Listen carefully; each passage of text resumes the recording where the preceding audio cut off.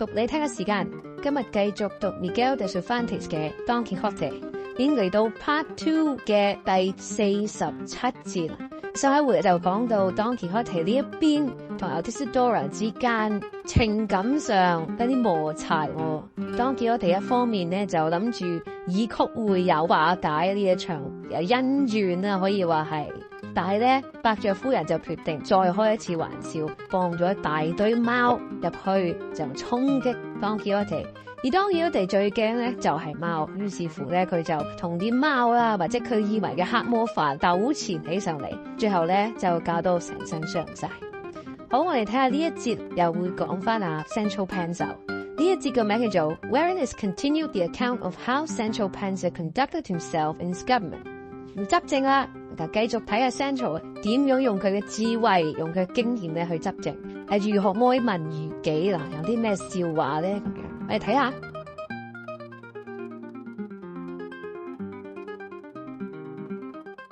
The history says that from the justice court they carried Sancho to a sumptuous palace, where in a spacious chamber there was a table laid out with royal magnificence. The clarion sounded as Sancho entered the room, and 4 pages came forward to present him with water for his hands, which Sancho received with great dignity. The music ceased, and Sancho seated himself at the head of the table, for there was only that seat placed, and no more than one cover laid. One personage, who had appeared afterwards was a physician, placed himself standing by his side with a whalebone wand in his hand. They then lifted up a fine white cloth covering fruit and a great variety of dishes of different sorts. One who looked like a student said grace, and a page put a lace bib on Sancho, while another who played the part of head carver placed a dish of fruit before him. But hardly had he tasted a morsel when the man with the wand touched the plate with it, and they took it away from before him with the utmost celerity. The carver, however, brought him another dish, and Sancho proceeded to try it. But before he could get at it, not to say taste it, already the wand had touched it, and a page had carried it off with the same promptitude as the fruit. Sancho, seeing this, was puzzled, and looking from one to another asked if this dinner was to be eaten after the fashion of a jugglery trick. To this he with the wand replied, "It is not to be eaten, Signor Governor, except as is usual and customary in other islands where there are governors. I, Signor, am a physician, and I am paid a salary in this island to serve its governors as such, and I have a much greater regard for their health than for my own, studying day and night and making myself acquainted with the governor's constitution in order to be able to cure him when he falls sick. The chief thing I have to do is to attend at his dinners and suppers and allow him to eat what appears to me to be fit for him, and keep from him what I think will do him harm and be injurious to his stomach. And therefore I ordered that plate of fruit to be removed as being too moist, and that other dish I ordered to be removed as being too hot and containing many spices that stimulate thirst. For he who drinks much kills and consumes the radical moisture wherein life consists." "Well then," said Sancho, "that dish of roast partridges there that seems so savory will not do me any harm." To this the physician replied, "Of those, my lord, the governor shall not eat so long as I live." "Why so?" said Sancho. "Because," replied the doctor, "our master Hippocrates, the pole star and beacon of medicine, says in his aphorisms, 'A full stomach is bad, but a stomach full of partridges is worse,' which means all repletion is bad, but that of partridge is the worst of all." "In that case," said Sancho, "let Signor Doctor see among the dishes that are on the table what will do me most good and least harm, and let me eat it, without tapping it with his stick. For by the life of the governor, and so may God suffer me to enjoy it, but I'm dying of hunger, and in spite of the doctor and all he may say, to deny me food is the way to take my life instead of prolonging it." "Your worship is right, Signor Governor," said the physician, "and therefore your worship, I consider, should not eat of those stewed rabbits there, because it is a very kind of food. If that veal were not roasted and served with pickles, you might try it, but it is out of the question." that big dish that is smoking farther off, said Sancho, seems to me to be an olla podrida, and out of the diversity of things in such ollas, I can't fail to light upon something tasty and good for me. Absent, said the doctor, far from us be any such base thought. There is nothing in the world less nourishing than an olla podrida. To canons, or rectors of colleges, or peasants' weddings with your olla podridas, but let us have none of them on the tables of governors, where everything that is present should be delicate and refined. And the reason is that always, everywhere, and by everybody, simple medicines are more esteemed than compound ones, for we cannot go wrong in those that are simple, while in the compound we may, by merely altering the quantity of things composing them. But what I am of opinion the governor should eat now in order to preserve and fortify his health is 100 or so of wafer cakes and a few thin slices of conserve of quinces, which will settle his stomach and help his digestion. Sancho, on hearing this, threw himself back in his chair and surveyed the doctor steadily, and in a solemn tone asked him what his name was and where he had studied. He replied, "My name, Senor Governor, is Dr. Pedro Recio de Aguero. I am a native of a place called Tirtivuera, which lies between Caracuel and Almodovar de Campo, on the right-hand side, and I have a degree of doctor from the University of Osuna." To which Sancho, glowing all over with rage, returned, "Then let Dr. Pedro Recio de Malaguero, native of Tirtivuera, a place that's on the right-hand side as we go from Caracuel to Almodovar del Campo, graduate of Osuna, get out of my presence at once, or I swear by the sun I'll take a cudgel, and by dint of blows, beginning with him. I'll not leave a doctor in the whole island, at least of those I know to be ignorant. For as to learned, wise, sensible physicians, them I will reverence and honor as divine persons. Once more I say, let Pedro Recio get out of this, or I'll take this chair I'm sitting on and break it over his head. And if they call me to account for it, I'll clear myself by saying I served God in killing a bad doctor, a general executioner.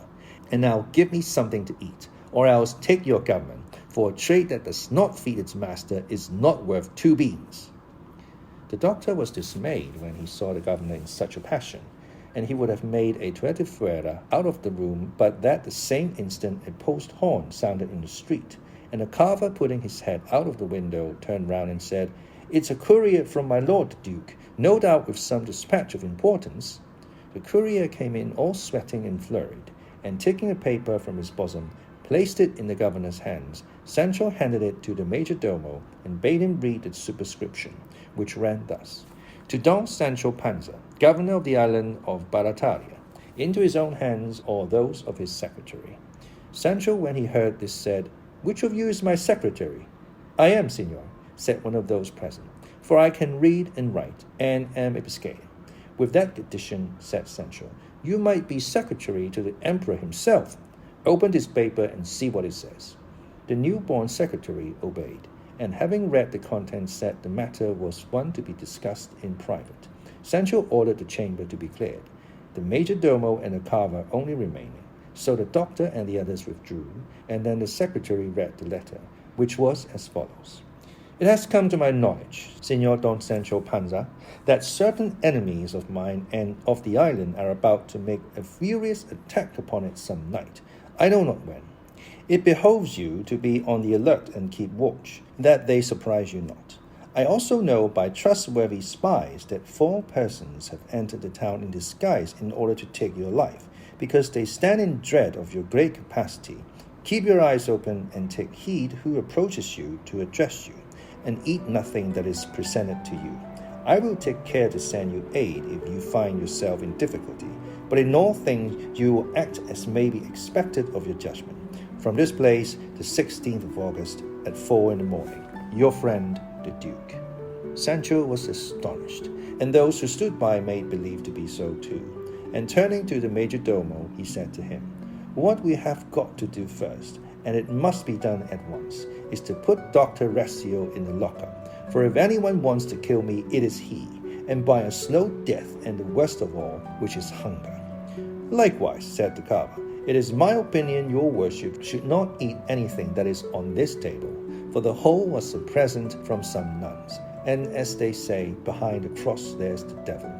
I don't deny it, said Sancho. So for the present give me a piece of bread and 4 pounds or so of grapes. No poison can come in them. For the fact is, I can't go on without eating, and if we are to be prepared for these battles that are threatening us, we must be well provisioned. For it is the tribes that carry the heart, and not the heart the tribes. And you, secretary, answer my lord the duke, and tell him that all his commands shall be obeyed to the letter as he directs. And say from me to my lady the Duchess that I kissed her hands, and that I beg of her not to forget to send my letter and bundle to my wife Teresa Panza by a messenger, and I will take it as a great favor, and will not fail to serve her in all that may lie within my power. And as you are about it, you may enclose a kiss of the hand to my master Don Quixote, that he may see I am grateful bred. And as a good secretary and a good Biscayan, you may add whatever you like and whatever will come in best.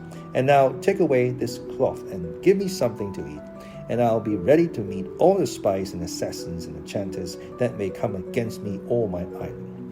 At this instant a page entered, saying, Here is a farmer on business, who wants to speak to your lordship on a matter of great importance, he says. It's very odd, said Sancho, the ways of these men on business. Is it possible they can be such fools as not to see that an hour like this is no hour for coming on business? We who govern, and we who are judges, are we not men of flesh and blood?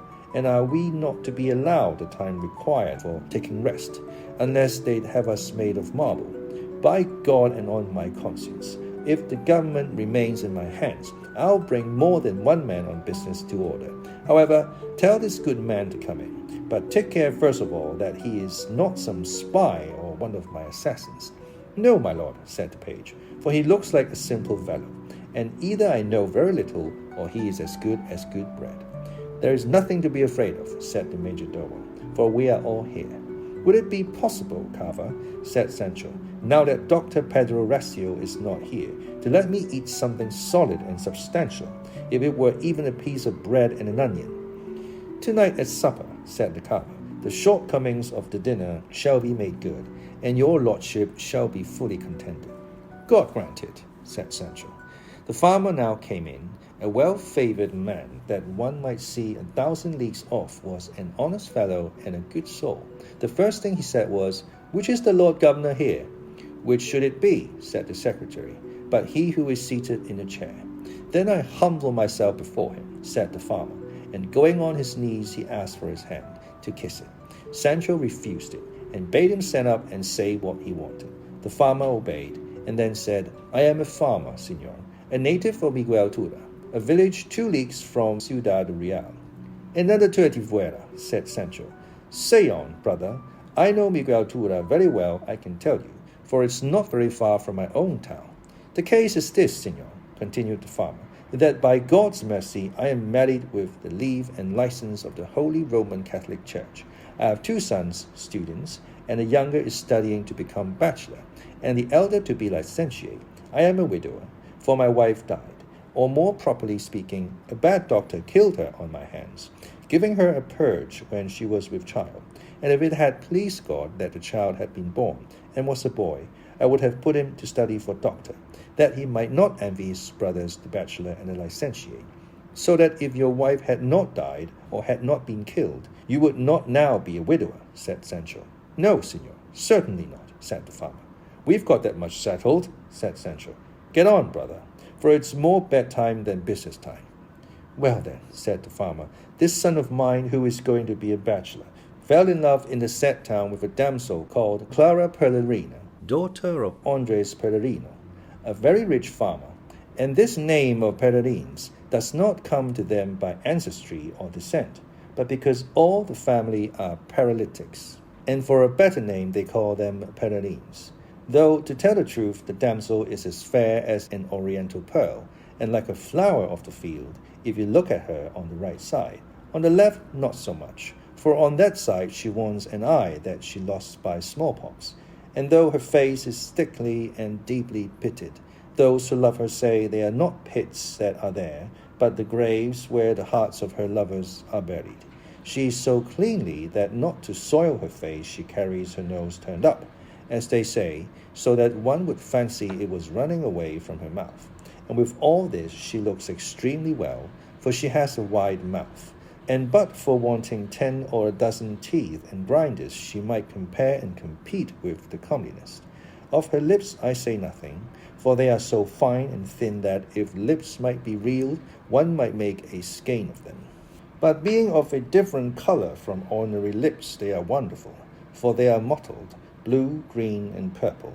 Let my lord the governor pardon me for painting so minutely the charms of her who some time or other will be my daughter, for I love her, and I don't find her amiss. Paint what you will, said Sancho. I enjoy your painting, and if I had dined, there could be no dessert more to my taste than your portrait. That I have still to furnish, said the farmer, but a time will come when we may be able if we are not now.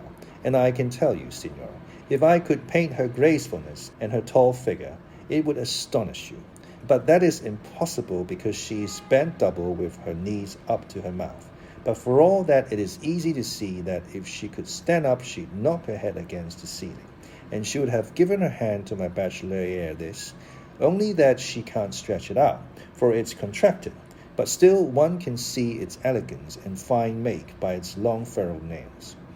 That will do, brother, said Sancho. Consider you have painted her from head to foot. What is it you want now? Come to the point without all this beating about the bush, and all these scraps and additions. I want your worship, Signor, said the farmer, to do me the favour of giving me a letter of recommendation to the girl's father, begging him to be so good as to let this marriage take place, as we are not ill-matched either in the gifts of fortune or of nature.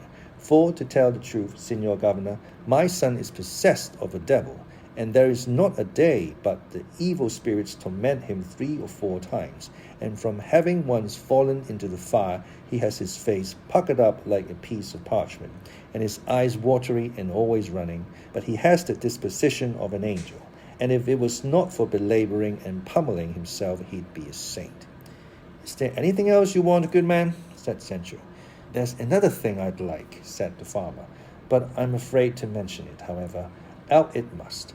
For after all, I can't let it be rotting in my breast, come what may. I mean, Signor, that I'd like your worship to give me 300 or 600 ducats as a help to my bachelor's portion, to help him in setting up house, for they must, in short, live by themselves, without being subject to the interferences of their fathers-in-law. Just see if there's anything else you'd like, said Sancho, and don't hold back from mentioning it out of bashfulness or modesty. No, indeed there's not, said the farmer. The moment he said this, the governor started to his feet, and seizing the chair he had been sitting on, exclaimed, By all that's good, you ill-bred, boorish stone pumpkin. If you don't get out of this at once and hide yourself from my sight, I'll lay your head open with this chair. You whoreson rascal, you devil's own painter. And is it at this hour you come to ask me for 600 ducats? How should I have them, you stinking brute? And why should I give them to you if I had them, you knave and blockhead? What have I to do with Migueldura or the whole family of the Perlerines? Get out, I say, or by the life of my lord the Duke, I'll do as I said. You're not from Migueldura, but some knave sent here from hell to tempt me. Why, you villain, I have not yet had the government half a day, and you want me to have 600 ducats already. The carver made signs to the farmer to leave the room, which he did with his head down, and to all appearance in terror lest the governor should carry his threats into effect, for the rogue knew very well how to play his part. But let us leave Sancho in his wrath, and peace be with them all, and let us return to Don Quixote, whom we left with his face bandaged and doctored after the cat wounds, of which he was not cured for 8 days, and on one of these there befell him what Mate promises to relate with that exactitude and truth with which he is wont to set forth everything connected with this great history, however minute it may be.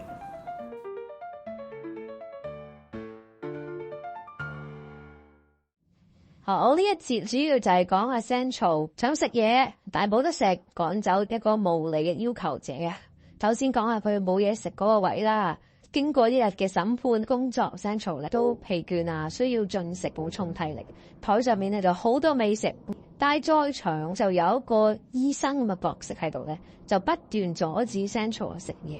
有一個人咧就會攞住一支用鯨魚骨做嘅杖咧，就會拍一下嗰啲碟，咁呢啲碟咧就會被拎走㗎。Sancho 就不解，就問點解唔俾我食啊？醫生就話呢啲嘢咧食咗咧對身體冇益嘅。而因為你咧日理萬機，就唔可以咧俾機會你嘅身體咧所不適。今晚咧只係能夠俾你食一啲麵包同埋啲最簡單嘢就算啦。Sancho 聽到咧就撥大腦啦，想拉呢個 doctor 就毒打佢一頓啊！即係話我做得咁辛苦，唔俾嘢我食，我不如唔好做啦，俾翻阿杯你做啦。咁與此同時，公爵就派咗一個傳信者嚟，對阿 Sancho 就讀出呢個信件啊，因為 Sancho 唔識字啊嘛。咁信中嘅內容咧就係話，原來咧就有人想對公爵不利，佢亦都派咗幾個刺客、幾個密探，就去咗 Sancho 嘅島上面，已經滲咗入嚟啦，隨時都會對 Sancho 不利嘅，有可能會夜襲呢個小島，就叫 Sancho 提高警覺，唔好亂食嘢，唔好同人有太多嘅交集，最重要咧就係要守護住個小島。當然啦，如果 Sancho 實際上係搞唔掂咧，隨時都可以向公爵匯報。Sancho 知道咗之後咧，佢嘅反應都係一樣，我會小心，但係我都係要食咗嘢先。我唔食嘢咧，我咩都做唔到噶啦。佢嘅從人咧都話可以俾你食嘢，不過要晏啲先嚇。我哋仲有啲人入近肥。咁於是乎咧，最後又不情之請嘅一啲平民百姓啦，咁佢咧就話幫佢寫一個嘉許信，同埋咧就係需要600個金幣。咁 Sancho 聽落就話：我今日第一日走馬上任，你就同我講，問我攞600金幣，你由我出去。於是乎啊，即刻滴咗佢走啦。好，我哋睇下呢啲字有啲咩字同大家分享。Celerity 聽落好似 celebrity， 但係佢唔係，佢係 celerity，C-E-L-E-R-I-T-Y 名詞嚟嘅。Swiftness of movement 好有速度嘅一個動作，迅速。文中提到呢個字咧，當啲人好迅速咁攞走嗰碟食物嗰陣時候 ，with celerity 好迅速咁攞走，咁個 Sancho 就為此大惑不解啦。reference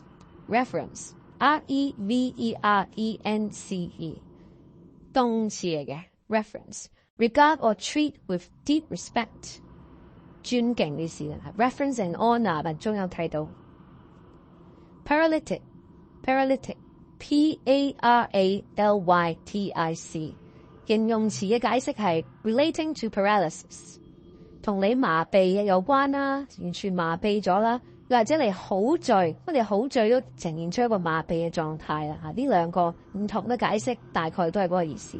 用名詞嚟講咧，就係 a person affected by paralysis 麻痹。好，我哋呢節讀到呢度，下一節再得讀嚟聽，拜拜。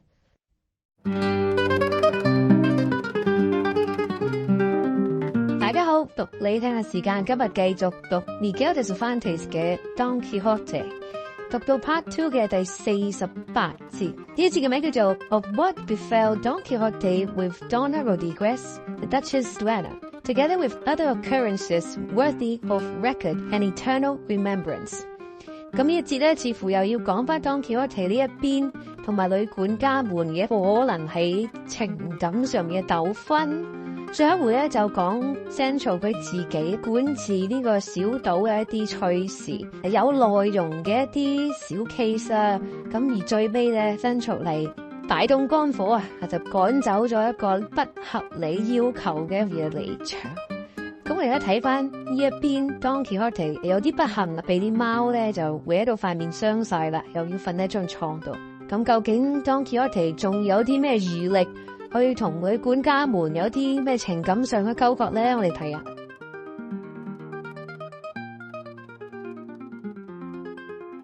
Exceedingly moody and dejected was the sorely wounded Don Quixote, with his face bandaged and marked, not by the hand of God, but by the claws of a cat, perhaps incidental to knight-errantry.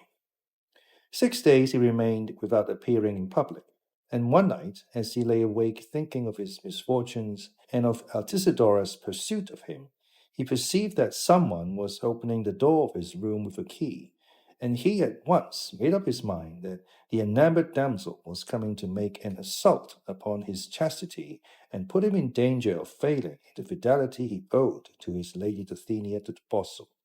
No, said he, firmly persuaded of the truth of his idea, the greatest beauty upon earth shall not avail to make me renounce my adoration of her whom I bear stamped and engraved in the core of my heart and the secret depths of my bowels. Be thou, lady mine, transformed into a clumsy country wench, or into a nymph of golden taggers weaving a web of silk and gold. Let Merlin or Montesinos hold thee captive where they will. Where thou art mine, and where I am must be thine. The very instant he had uttered these words, the door opened. He stood up on the bed, wrapped from head to foot in a yellow satin coverlet, with a cap on his head, and his face and his moustaches tied up. His face because of the scratches, and his moustaches to keep them from drooping and falling down, in which trim he looked the most extraordinary scarecrow that could be conceived. He kept his eyes fixed on the door, and just as he was expecting to see the love-smitten and unhappy Altisidora make her appearance, he saw coming in a most venerable duenna, in a long white-bordered veil that covered and enveloped her from head to foot.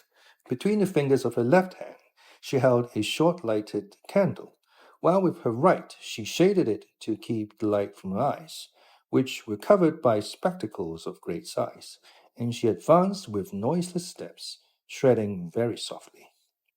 Don Quixote kept an eye upon her from his watchtower, and observing her costume and noting her silence, he concluded that it must be some witch or sorceress that was coming in such a guise to work him some mischief, and he began crossing himself at a great rate. The spectre still advanced, and on reaching the middle of the room, looked up and saw the energy with which Don Quixote was crossing himself, and if he was scared by seeing such a figure as hers, she was terrified at the sight of his. For the moment she saw his tall yellow form with the coverlet and the bandages that disfigured him. She gave a loud scream, and exclaiming, Jesus, what's this I see? Let fall the candle in her fright, and then finding herself in the dark, turned about to make off, but stumbling on her skirts in her consternation, she measured her length with a mighty fall. Don Quixote, in his trepidation, began saying, I conjure thee, phantom, or whatever thou art, tell me what thou art, and what thou wouldst with me. If thou art a soul in torment, say so, and all that my powers can do I will do for thee, for I am a Catholic Christian, and love to do good to all the world, and to this end I have embraced the order of knight-errantry to which I belong, the province of which extends to doing good even to souls in purgatory. The unfortunate duenna, hearing herself thus conjured, by her own fear guessed Don Quixote's, and in a low plaintive voice answered, Señor Don Quixote, if so be you are indeed Don Quixote, I am no phantom or spectre or soul in purgatory, as you seem to think, but Dona Rodriguez, duenna of honor to my lady the Duchess, and I come to you with one of these grievances your worship is wont to redress. Tell me, Señor Doña Rodriguez, said Don Quixote, do you perchance come to transact any go-between business? Because I must tell you I am not available for anybody's purposes, thanks to the peerless beauty of my lady Doña de Apostle. In short, Señora Dona Rodriguez, if you will leave out and put aside all love messages, you may go and light your candle and come back, and we will discuss all the commands you have for me and whatever you wish, saving only, as I said, all seductive communications. I carry nobody's messages, senor, said the duenna. Little you know me. Nay, I am not far enough advanced in years to take to any such childish tricks. God be praised, I have a soul in my body still, and all my teeth and grinders in my mouth, except one or two that the coals, so common in this Aragon country, have robbed me of. But wait a little, while I go and light my candle, and I will return immediately and lay my sorrows before you as before one who relieves those of all the world. And without staying for an answer, she quitted the room and left Don Quixote tranquilly meditating while he waited for her. 1,000 thoughts at once suggested themselves to him on the subject of this new adventure, and it struck him as being ill done, and worse advised in him to expose himself to the danger of breaking his plighted faith to his lady. And said he to himself, "Who knows but that the devil, being wily and cunning, may be trying now to entrap me with a duenna, having failed with empresses, queens, duchesses, marionesses, and countesses. Many a time have I heard it said by many a man of sense that he will sooner offer you a flat-nosed wench than a Roman-nosed one. And who knows but this privacy, this opportunity to silence, may awaken my sleeping desires, and lead me in these latter years to fall where I have never trod. In cases of this sort, it is better to flee than to await battle. But I must be out of my senses to think and utter such nonsense, for it is impossible that a long, white-hooded, spectacled duenna could stir up or excite a wanton thought in the most graceless bosom in the world. Is there a duenna on earth that has fair flesh? Is there a duenna in the world that escapes being ill-tempered, wrinkled, and prudish? Avaunt then, ye duenna crew, undelightful to all mankind. Oh, but that lady did well who, they say, had at the end of her reception-room a couple of figures of duennas with spectacles and lace cushions, as if at work, and those statues served quite as well to give an air of propriety to the room as if they had been real duennas. So saying, he leaped off the bed, intending to close the door and not allow Signora Rodriguez to enter. But as he went to shut it, Signora Rodriguez returned with a wax candle lighted, and having a closer view of Don Quixote, with the coverlet round him, and his bandages and nightcap, she was alarmed afresh, and retreating a couple of paces, exclaimed, "Am I safe, Sir Knight? For I don't look upon it as a sign of very great virtue that your worship should have got up out of bed." "I may well ask the same, Signora," said Don Quixote, "and I do ask whether I shall be safe from being assailed and forced." "Of whom and against whom do you demand in that security, Sir Knight?" said the duenna. "Of you and against you I ask it," said Don Quixote, "for I am not marble, nor are you brass, nor is it now 10 o'clock in the morning, but midnight, or a trifle past it, I fancy. And we are in a room more secluded and retired than the cave could have been where the treacherous and daring Aeneas enjoyed the fair soft-hearted Dido. But give me your hand, Signora. I require no better protection than my own countenance and my own sense of propriety, as well as that which is inspired by that venerable headdress." And so saying, he kissed her right hand and took it in his own, she yielding it to him with equal ceremoniousness. And here Cide Hamete inserts a parenthesis in which he says that to have seen the pair marching from the door to the bed, linked hand in hand in this way, he would have given the best of the two tunics he had. Don Quixote finally got into bed, and Dona Rodriguez took her seat on a chair at some little distance from his couch, without taking off her spectacles or putting aside the candle.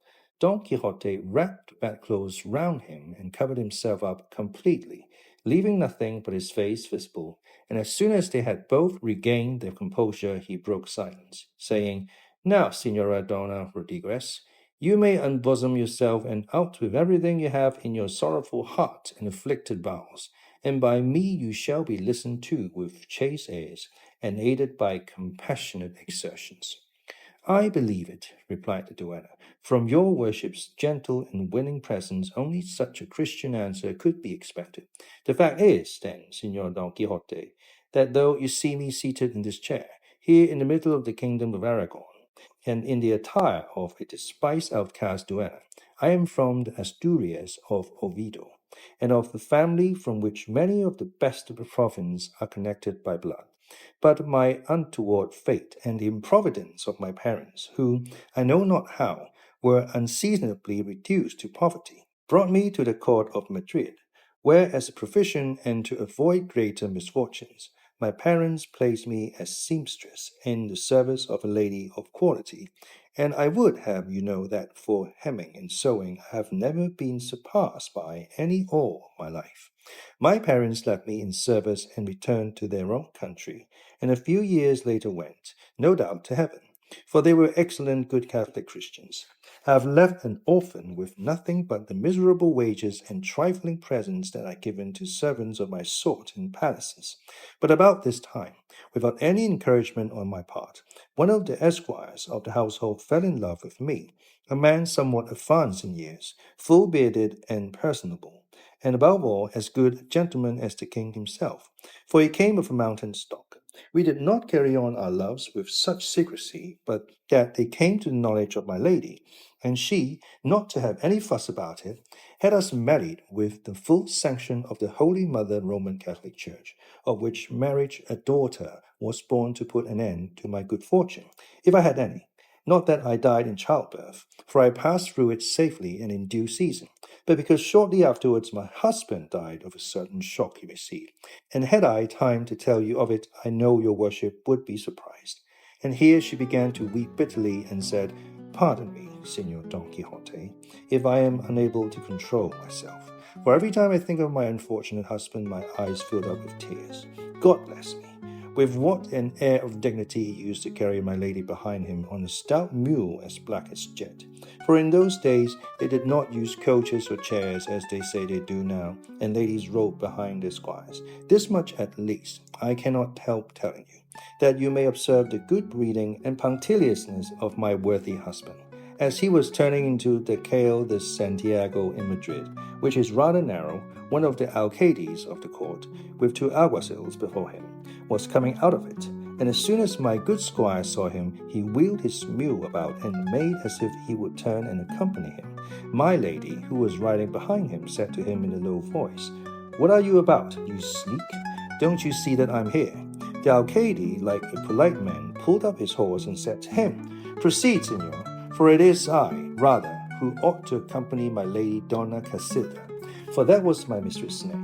Still, my husband, cap in hand, persisted in trying to accompany the alcaide, and seeing this my lady, filled with rage and vexation, pulled out a big pin, or, I rather think, a bodkin, out of her needle case and drove it into his back with such force that my husband gave a loud yell, and writhing fell to the ground with his lady. Her 2 lackeys ran to rise her up, and the alcaide and the alguacils did the same. The Guadalajara gate was all in commotion. I mean the idlers congregated there. My mistress came back on foot, and my husband hurried away to a barber's shop protesting that he was run right through the guts.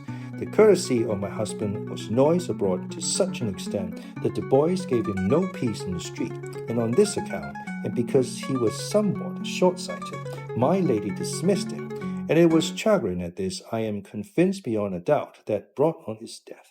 I was left a helpless widow, with a daughter on my hands growing up in beauty like the sea foam. At length, however, as I had the character of being an excellent needlewoman, my lady the Duchess, then lately married to my lord the Duke, offered to take me with her to this kingdom of Aragon, and my daughter also. And here, as time went by, my daughter grew up, and with her all the graces in the world. She sings like a lark, dances quick as thought, foots like a gypsy, reads and writes like a schoolmaster, and does some like a miser.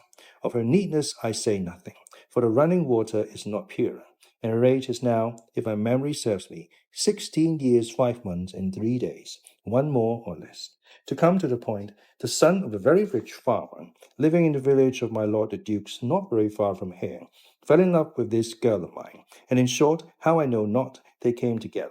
And under the promise of marrying her, he made a fool of my daughter, and will not keep his word. And though my lord the Duke is aware of it, he turns a deaf ear and will scarcely listen to me. The reason being that as the deceiver's father is so rich, and lends him money, and is constantly going security for his debts, he does not like to offend or annoy him in any way. Now, senor, I want your worship to take it upon yourself to redress this wrong, either by entreaty or by arms. For by what all the world says you came into it to redress grievances and right wrongs and help the unfortunate. Let your worship put before you the unprotected condition of my daughter, her youth, and all the perfections I have said she possesses. And before God and on my conscience, out of all the damsels my lady has, there is not one that comes up to the sole of her shoe, and the one they call Altisidora, and look upon as the boldest and gayest of them, put in comparison with my daughter, does not come within 2 leagues of her. For I would have you know, Signor, all is not gold that glitters, and that same little Altisidora has more forwardness than good looks, and more impudence than modesty, besides being not very sound, for she has such a disagreeable breath that one cannot bear to be near her for a moment, and even my lady the Duchess. But I'll hold my tongue, for they say that walls have ears. For heaven's sake, Donna Rodriguez, what ails my lady the Duchess? Asked Don Quixote. Adjured in that way, replied the duenna, I cannot help answering the question and telling the whole truth. Signor Don Quixote, have you observed the comeliness of my lady the Duchess, that smooth complexion of hers like a burnished polished sword, those 2 cheeks of milk and carmine, and that gay lively step with which she treads, or rather seems to spurn the earth, so that one would fancy she went radiating health wherever she passed? Well then, let me tell you, she may think, first of all, God for this, and next 2 issues that she has, 1 in each leg, by which all the evil humours, of which the doctors say she is full, are discharged. Blessed Virgin! Exclaimed Don Quixote, and is it possible that my lady the Duchess has strains of that sort? I would not have believed it if the barefoot friars had told it me, but as the lady Donna Rodriguez says so, it must be so. But surely such issues, and in such places, do not discharge humours, but liquid amber. Verily, I do believe now that this practice of opening issues is a very important matter for the health. Don Quixote had hardly said this, whether the chamber door flew open with a loud bang, and with the start the noise gave her Donna Rodriguez let the candle fall from her hand, and the room was left as dark as a wolf's mouth, as the saying is. Suddenly the poor duenna felt 2 hands seize her by the throat, so tightly that she could not crow, while someone else, without uttering a word, very briskly hoisted up her petticoats, and with what seemed to be a slipper began to lay on so heartily that anyone would have felt pity for her. But although Don Quixote felt it, he never stirred from his bed, but lay quiet and silent, nay apprehensive that his turn for a drubbing might be coming. Nor was the apprehension an idle one, for leaving the duenna well basted, the silent executioners fell upon Don Quixote, and stripping him of the sheet and the coverlet, they pinched him so fast and so hard that he was driven to defend himself with his fists, and all this in marvellous silence. The battle lasted nearly half an hour, and then the phantoms fled. Donna Rodriguez gathered up her skirts, and bemoaning her fate went out without saying a word to Don Quixote, and he, sorely pinched, puzzled, and dejected, remained alone. And there we will leave him, wondering who could have been the perverse enchanter who had reduced him to such a state. But that shall be told in due season, for Sancho claims our attention, and the methodical arrangement of the story demands it.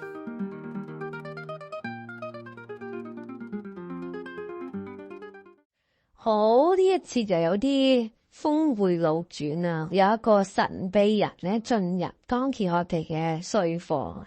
Don Quixote 原本以為 Altisidora 正想用佢嘅豪言壯語打發咧，發覺咧原來呢個人自稱係女管家 Donna Rodriguez， 佢之前都出現過，佢係女伯爵夫人嘅女管家之一啦，好能幹嘅一位啊！原來咧佢係有不情之請啊，希望 Don Quixote 作為騎士幫佢伸張正義。於是乎佢講出咗佢自己嘅身世，佢父母好早夭折咗啦，嘅打崩啦，然之後就彷徨之際咧就有個男人就戀上咗啦，之後冇幾耐咧就生咗個女，但係之後咧佢嘅老公咧就係俾人害死咗之後咧，佢咧就好想報仇或者正義得到伸張啦，咁但係偏偏咧殺人兇手咧就正係伯爵家嘅一個好有力嘅債主，咁伯爵呢邊當然係唔想得罪對方啦，於是乎件事不了了之，所以咧呢個 Donna Rodriguez 先至要Don Quixote出手。件事咧係有啲複雜，亦都係非常之過人亦都唔似係開玩笑啦，呢個詞係真事㗎。咁但係當 Quixote 喺呢一刻都未完全平復過嚟啦，因為始終佢都係大傷在身啦，瞓喺床上面。而去到最後咧，當 Rodriguez 講完嗰啲八卦嘢之後咧，間房部呢就黑晒，然之後就有啲人已經衝咗入房咧，就毒打 Don Quixote 同埋 Rodriguez， 然之後咧全部人咧都好快嘅消失無蹤。咁所以呢件事可以話係神秘，都帶住一啲兇險啊、一啲冒險嘅感覺，因為轉個頭都俾人打啦，亦都關乎咗伯爵家嘅穩定安危啦。我哋睇下呢一節有啲咩字，打翻下 fidelity 常見嘅字啦 ，fidelity F-I-D-E-L-I-T-Y 名詞 ，faithfulness to a person, cause or belief demonstrated by continuing loyalty and support。兩個意思啦，呢度意思就係忠誠跟忠實忠貞咧。Consternation C-O-N-S-T-E-R-N-A-T-I-O-N 名詞 ，a feeling of anxiety or dismay, typically at something unexpected， 惶恐不安。Punctiliousness Punctilious，P-U-N-C-T-I-L-I-O-U-S-N-E-S-S Punctilious 嘅意思咧就係 showing great attention to detail or correct behavior。 Punctiliousness 就係呢個名詞啦，意思就係一絲不苟。好，我哋呢一節嚟到呢度，我哋下一次再大家讀你聽，拜拜。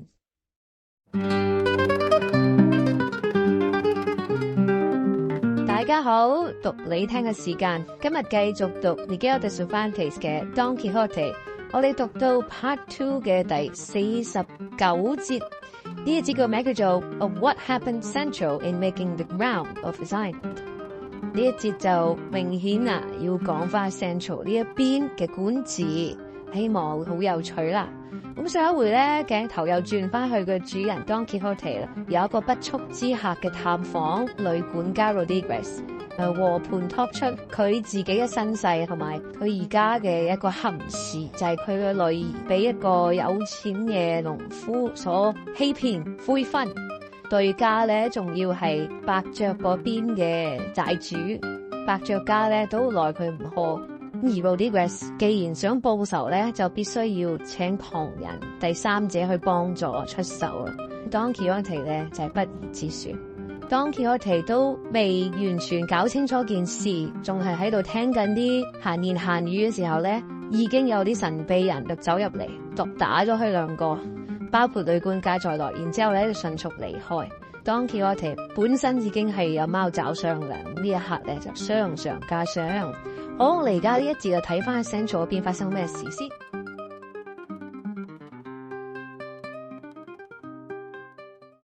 We left the great governor angered and irritated by that portrait-painting rogue of a farmer who, instructed by the majordomo, as the majordomo was by the duke, tried to practice upon him.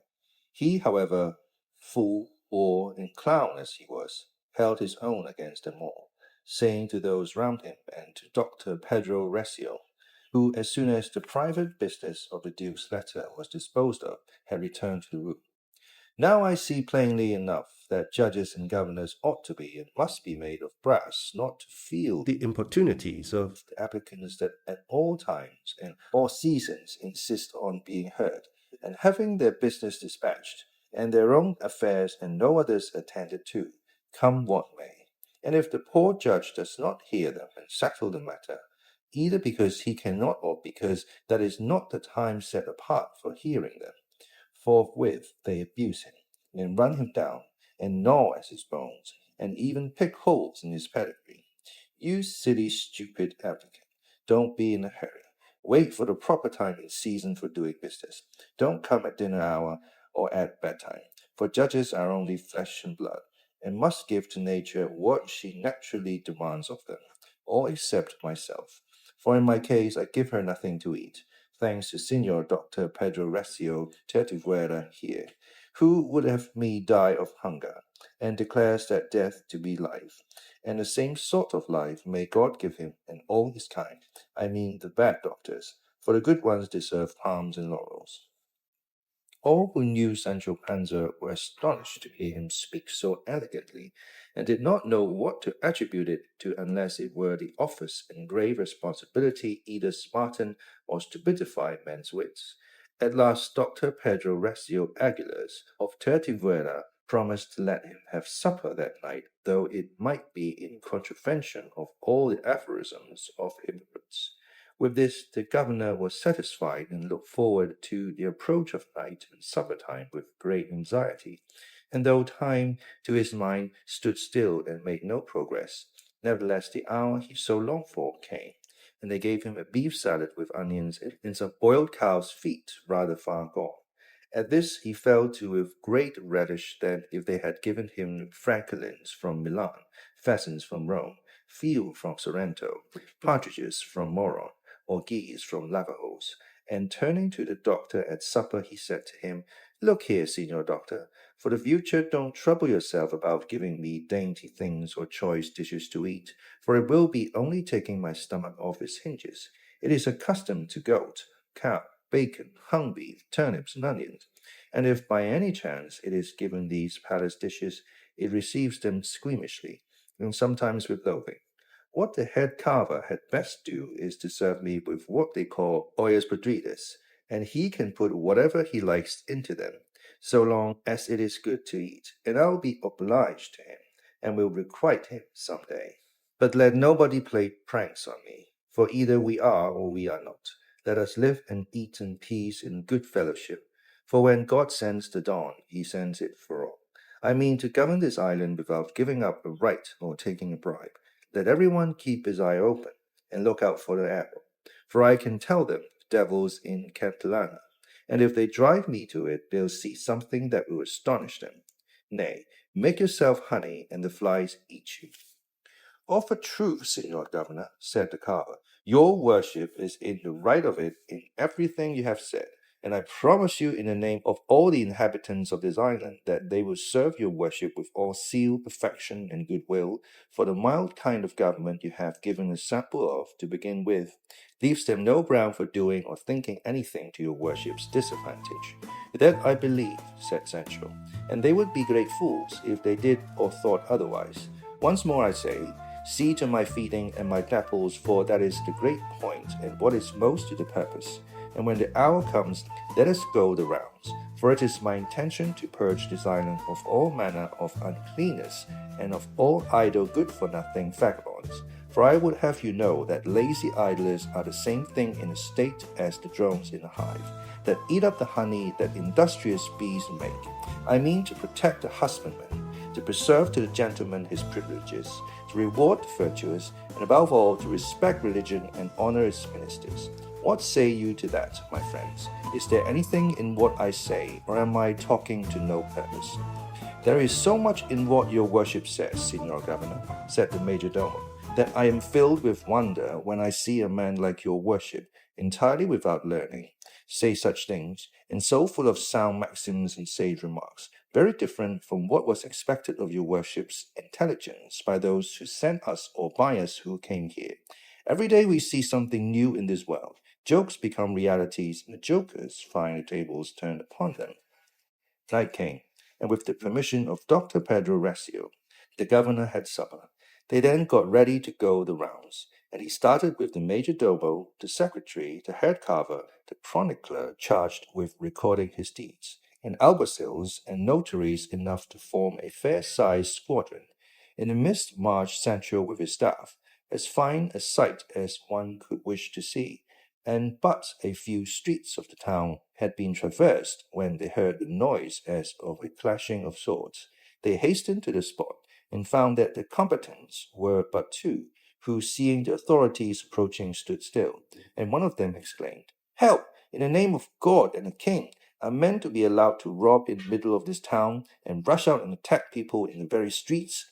"Be calm, my good man," said Sancho, "and tell me what the cause of this quarrel is, for I am the governor." Said the other combatant, "Signor Governor, I will tell you in a very few words. Your worship must know that this gentleman has just now won more than 1,000 reals in that gambling house opposite, and God knows how. I was there, and gave more than one doubtful point in his favor. very much against what my conscience told me. He made off with his winnings, and when I made sure he was going to give me a crown or so, at least by way of a present, as it is usual and customary to give men of quality of my sort who stand by to see fair or foul play, and back up swindles and prevent quarrels, he pocketed his money and left the house. Indignant at this, I followed him, and speaking to him fairly and civilly, asked him to give me if it were only 8 reals, for he knows I am an honest man, and that I have neither profession nor property, for my parents never brought me up to any or left me any. But the rogue, who is a greater thief than Cacus and a greater sharper than Androdilla, would not give me more than 4 reals. So your worship may see how little shame and conscience he has. But by my faith, if you had not come up, I'd have made him disgorge his winnings, and he'd have learned what the range of the steelyard was. What say you to this? Asked Sancho. The other replied that all his antagonist said was true, and that he did not choose to give him more than 4 reals because he very often gave him money, and that those who expected presents ought to be civil and take what is given them with a cheerful countenance, and not make any claim against winners unless they know them for certain to be sharpers and their winnings to be unfairly won, and that there could be no better proof than he himself was an honest man than his having refused to give anything, for sharpers always pay tribute to lookers-on who know them. That is true, said the major domo. Let your worship consider what is to be done with these men. What is to be done, said Sancho, is this. You, the winner, be you good, bad, or indifferent, give this assailant of yours 100 reals at once, and you must disburse 30 more for the poor prisoners. And you who have neither profession or property, and hang about the island in idleness, take these 100 reals now, and some time of the day tomorrow quit the island under sentence of banishment for 10 years, and under pain of completing it in another life if you violate the sentence. For I'll hang you on a gibbet, or at least the hangman will, by my orders, not a word from either of you, or I'll make him feel my hand. The one paid down money and the other took it, and the latter quitted the island, while the other went home. And then the governor said, either I am not good for much, or I'll get rid of these gambling houses, for it strikes me they are very mischievous. This one at least, said one of the notaries, your worship will not be able to get rid of, for a great man owns it, and what he loses every year is beyond all comparison more than what he makes by the cards. On the minor gambling houses your worship may exercise your power, and it is they that do most harm and shelter the most barefaced practices. For in the houses of lords and gentlemen of quality, the notorious sharpers dare not attempt to play their tricks, and as the vice of gambling has become common, it is better that men should play in houses of repute than in some tradesmen's, where they catch an unlucky fellow in the small hours of the morning and skin him alive. I know already, notary, that there is a good deal to be said on that point, said Sancho. And now a tipstaff came up with a young man in his grasp, and said, Signor Governor, this youth was coming towards us, and as soon as he saw the officers of justice, he turned about and ran like a deer, a sure proof that he must be some evildoer. I ran after him, and had it not been that he stumbled and fell, I should never have caught him. What did you run for, fellow? Said Sancho. To which the young man replied, Signor, it was to avoid answering all the questions officers of justice put. What are you by trade? A weaver. And what do you weave? Lance heads, with your worship's good leave. You're facetious with me. You plume yourself on being a wag. Very good. And where were you going just now? To take the air, Signor. And where does one take the air in this island? Where it blows. Good. Your answers are very much to the point. You are a smart youth, but take notice that I am the air, and that I blow upon you astern, and send you to jail. Ho there! Lay hold of him and take him off. I'll make him sleep there tonight without air. By God, said the young man, your worship will make me sleep in jail just as soon as make me king. Why shall I make thee sleep in jail? Said Sancho. Have I not the power to arrest thee and release thee whenever I like? All the power your worship has, said the young man, won't be able to make me sleep in jail. How? Not able, said Sancho. Take him away at once, where he'll see his mistake with his own eyes, even if the jailer is willing to exert his interested generosity on his behalf. for I'll lay a penalty of 2,000 ducats on him if he allows him to stir a step from the prison. That's ridiculous, said the young man. The fact is, all the men on earth will not make me sleep in prison. Tell me, you devil, said Sancho, have you got any angel that will deliver you, and take off the irons I am going to order them to put upon you? Now, Señor Governor, said the young man in a sprightly manner, let us be reasonable and come to the point.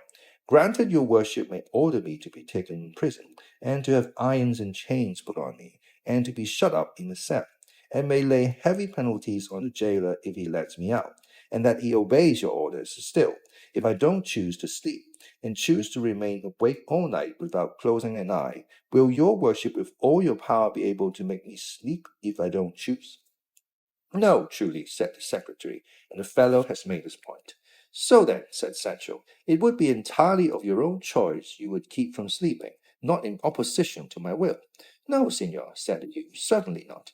Well then, go, and God be with you, said Sancho. Be off home to sleep, and God give you sound sleep, for I don't want to rob you of it. But for the future, let me advise you don't joke with the authorities, because you may come across someone who will bring down the joke on your own skull. The young man went his way, and the governor continued his round, and shortly afterwards 2 tipstaffs came up with a man in custody and said, Señor Governor, this person, who seems to be a man, is not so, but a woman, and not an ill-favored one, in man's clothes. They raised 2 or 3 lanterns to her face, and by their lights they distinguished the features of a woman to all appearance of the age of 16 or a little more, with her hair gathered into a gold and reed silk net, and fair as 1,000 pearls. They scanned her from head to foot, and observed that she had on red silk stockings with garters of white taffety bordered with gold and pearl. Her breeches were a green and gold stuff, and under an open jacket or jerkin of the same she wore a doublet of the finest white and gold cloth. Her shoes were white such as men wear. She carried no sword at her belt, but only a richly ornamented dagger, and on her fingers she had several handsome rings. In short, the girl seemed fair to look at in the eyes of all, and none of those who beheld her knew her. The people of the town said they could not imagine who she was, and those who were in on the secret of jokes that were to be practiced upon Sancho were the ones who were most surprised, for this instant of discovery had not been arranged by them, and they watched anxiously to see how the affair would end. Sancho was fascinated by the girl's beauty, and he asked her who she was, where she was going, and what had induced her to dress herself in that garb. She, with her eyes fixed on the ground, answered in modest confusion, I cannot tell you, Señor, before so many people, what it is of such consequence to me to have kept secret. One thing I wish to be known, that I am no thief or evildoer, but only an unhappy maiden whom the power of jealousy has led to break through the respect that is due to modesty. Hearing this, the majordomo said to Sancho, Make the people stand back, Señor Governor, that this lady may say what she wishes with less embarrassment. Sancho gave the order, and all except the majordomo, the head carver, and the secretary fell back. Finding herself then in the presence of no more, the damsel went on to say, I am the daughter, sirs, of Pedro Perez Mazorca, the wool farmer of this town, who is in the habit of coming very often to my father's house. That won't do, Señora, said the majordomo, for I know Pedro Perez very well, and I know he has no child at all, either son or daughter. And besides, though you say he is your father, you add then that he comes very often to your father's house. I had already noticed that, said Sancho. I am confused just now, sirs, said the damsel, and I don't know what I am saying, but the truth is that I am the daughter of Diego de la Llana, whom you must all know. Aye, that will do, said the majordomo, for I know Diego de la Llana, and know that he is a gentleman of position and a rich man, and that he has a son and a daughter, and that since he was left a widower, nobody in all this town can speak of having seen his daughter's face, for he keeps her so closely shut up that he does not give even the son a chance of seeing her, and for all that report says she is extremely beautiful. It is true, said the damsel, and I am that daughter. Whether report lies or not as to my beauty, you, sirs, will have decided by this time, as you have seen me. And with this she began to weep bitterly. On seeing this, the secretary leaned over to the head carver's ear, and said to him in a low voice, Something serious has no doubt happened to this poor maiden, that she goes wandering from home in such a dress and at such an hour. and one of her rank too. There can be no doubt about it, returned the carver. Moreover, her tears confirmed his suspicion. Sancho gave her the best comfort he could, and entreated her to tell them without any fear what had happened to her, as they would all earnestly and by every means in their power endeavour to relieve her. The fact is, sirs, said she, that my father has kept me shut up these 10 years, for so long it is since the earth received my mother. Mass is said at home in a sumptuous chapel, and all this time I have seen but the sun in the heaven by day, and the moon and the stars by night. Nor do I know what streets are like, or plazas, or churches, or even men, except my father and a brother I have, and Pedro Perez, the wool farmer, who, because he came frequently to our house, I took it into my head to call my father, to avoid naming my own. This seclusion and the restrictions laid upon my going out, were it only to church, have been keeping me unhappy for many a day and month past. I long to see the world, or at least the town where I was born, and it did not seem to me that this wish was inconsistent with the respect maidens of good quality should have for themselves. When I heard them talking of bullfights taking place, and of javelin games, and of acting plays, I asked my brother, who is a year younger than myself, to tell me what sort of things these were, and many more that I had never seen. He explained them to me as well as he could, but the only effect was to kindle in me a still stronger desire to see them. At last, to cut short the story of my ruin, I begged and entreated my brother. Oh, that I had never made such an entreaty, and once more she gave way to a burst of weeping. Proceed, Signora, said the majordomo. Finish your story of what has happened to you, for your words and tears are keeping us all in suspense. I have but little more to say, though many a tear to shed, said the damsel, for ill-placed desires can only be paid for in some such way. The maiden's beauty had made a deep impression on the head carver's heart, and he again raised his lantern for another look at her, and thought they were not tears she was shedding, but seed pearl or dew of the meadow. Nay, he exalted them still higher, and made oriental pearls of them, and fervently hoped her misfortune might not be so great a one as her tears and sobs seemed to indicate. The governor was losing patience at the length of time the girl was taking to tell her story, and told her not to keep them waiting any longer, for it was late, and there still remained a good deal of the town to be gone over.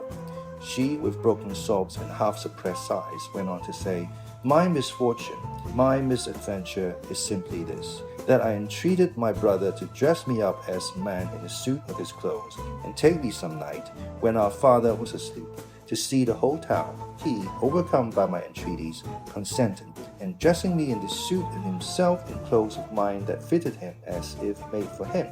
Tonight, about an hour ago, more or less, we left the house, and guided by our youthful and foolish impulse, we made the circuit of the whole town, and then, as we were about to return home, we saw a great troop of people coming, and my brother said to me, Sister, this must be the round. Stir your feet and put wings to them, and follow me as fast as you can, lest they recognize us, for that would be a bad business for us. And so saying, he turned about and began.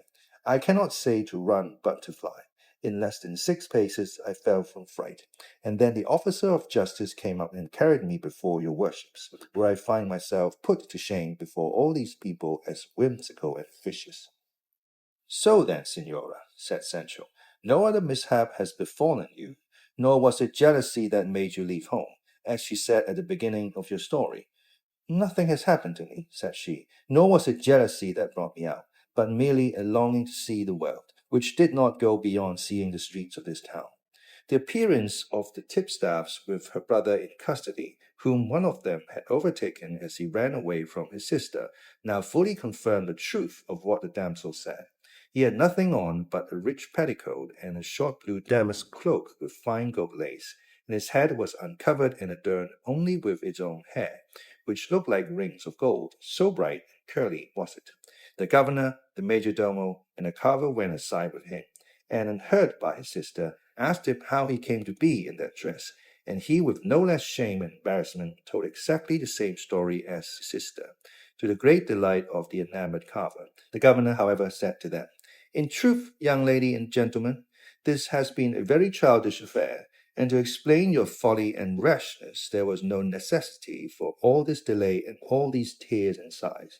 For if you had said, We are so and so, and we escaped from our father's house in this way in order to ramble about, out of mere curiosity and with no other object, there would have been an end of the matter, and none of these little sobs and tears and all the rest of it.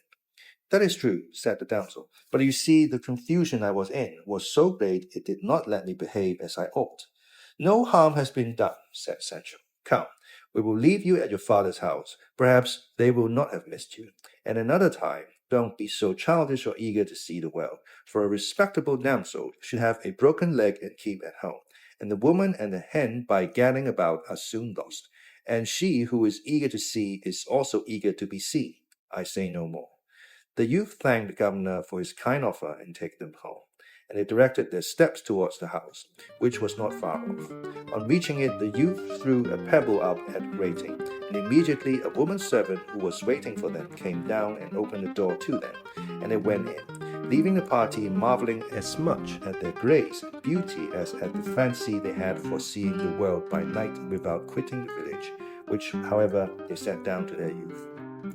The head carver was left with a heart pierced through and through, and he made up his mind on the spot to demand the damsel in marriage of her father on the morrow, making sure she would not be refused him as he was a servant of the Duke's, and even to Sancho ideas and schemes of marrying the youth to his daughter Sanchica suggested themselves, and he resolved to open negotiation at the proper season, persuading himself that no husband can be refused to a governor's daughter, and so the night's round came to an end, and a couple of days later the government, whereby all his plans were overthrown and swept away, as will be seen farther on.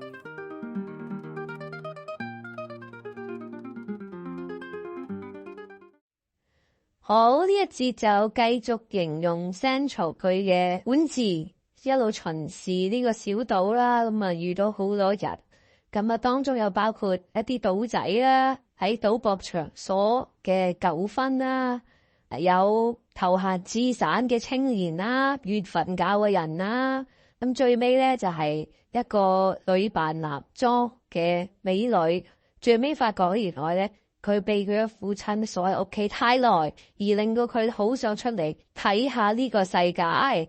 但係佢為咗睇呢個世界咧，先後咧都講咗太多前言不對後語嘅大話，咁令到 Sancho 有少少煩厭啦，送咗佢翻屋企，咪都勸佢咧唔好再出嚟啦。佢意思即係話，當你出嚟睇呢個世界啦，呢個世界咧都係會睇到你，會有帶嚟危險嘅。作為女仔，你都係留喺屋企罷啦。我係睇下啲字有啲咩字用大家分享。Squeamishly, squeamishly, S-Q-U-E-A-M-I-S-H-L-Y， 膚淺嚟嘅 ，easily made to feel sick or disgusted， 好容易令到嘔心啊，或者好心煩意嘅。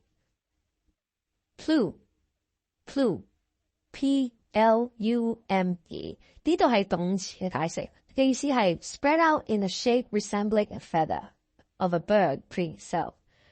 幫嗰啲雀仔去梳理自己嘅毛 ，pluming 咁但喺文中咧呢個 plume 咧就唔係咁嘅意思。文中呢個 plume 即係有少少係去修飾或者去潤飾自己啦，即係對自己言語上有一種提升嘅作用。文中有一度咧就係 Sancho 講嘅，佢話 You plume yourself on being a wag。wag 嘅意思咧名詞 ，a person who makes jokes，a joker，a person who plays truant。喺呢度嘅意思即係話你喺度嬉皮笑臉，你仲喺度潤飾你自己嘅嬉皮笑臉咁嘅意思度。好，我哋呢一節分享到呢度，下次再同大家讀你聽，拜拜。